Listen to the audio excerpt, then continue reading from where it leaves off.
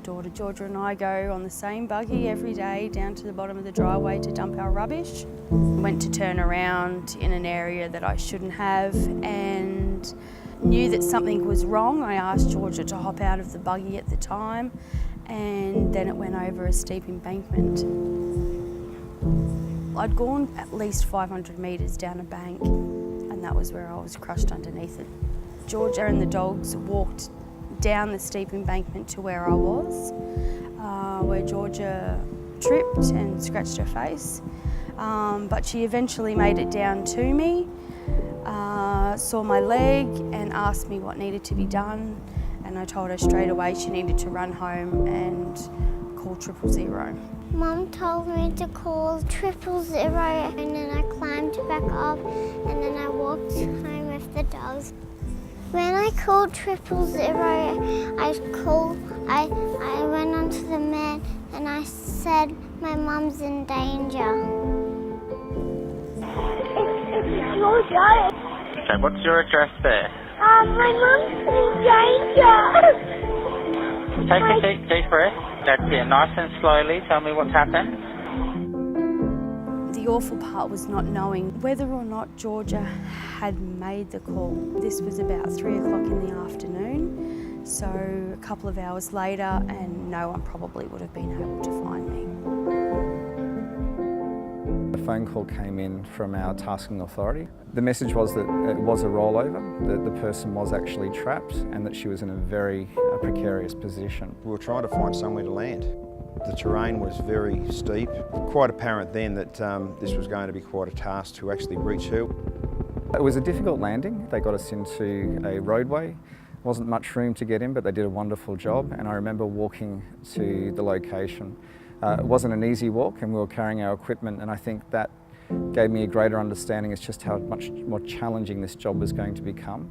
Natalie was pinned underneath the vehicle by her leg, and she had quite a serious leg wound. It was a very difficult situation. From a rescue perspective, there was a chance that at any moment that vehicle could continue rolling down the hill, both placing Natalie at risk and also the paramedics that were caring for her and us as well. So Dr. Rory worked with the paramedics to continue the care, and I ended up going to look at the vehicle safety and also what options we had to release Natalie from that location. When we arrived, she'd already been given some pain relief by the road team, the paramedics who had attended her first. We continued to give her some pain relief, and then obviously getting her out from beneath the vehicle was part of that treatment and getting her to the hospital. I had no sensation or feeling whatsoever in the right side of my leg. I had a degloving injury to my right thigh. They thought that they would need to amputate my leg, but they managed to save it. I've had a very, very good outcome. The Westpac Rescue Helicopter has provided care to so many members of the community throughout many, many years, and I think on this occasion it was another example of how it makes such a difference. And it allowed her to be taken very rapidly with a much more pleasant trip through to John Hunter Hospital. She could be closely monitored, she could receive further medication, and I think that really benefited her in her initial injury and also her long-term recovery. I think if Georgia wasn't there, it would have been a much different story. I think Natalie would have suffered greater injuries and potentially even a loss of life. To get down that hill, to speak to her mother and then to go for help was beyond anything I could imagine of any child. Her actions, I think, were truly life-saving on this occasion.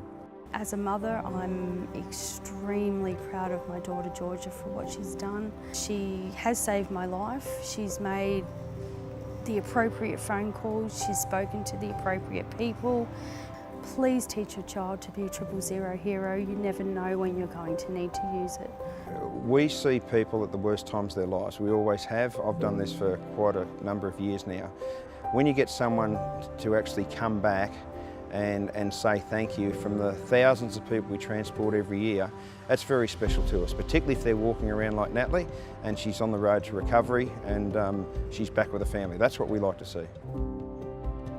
It was great coming here today under different circumstances.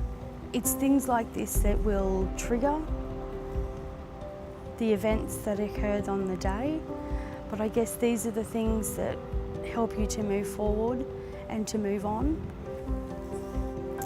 I can't start to thank all the recovery crew, the ambulance, the Westpac rescue helicopter, the SES, all the teams that were there on the day helping me to get out of the buggy and get it off me, get me to hospital.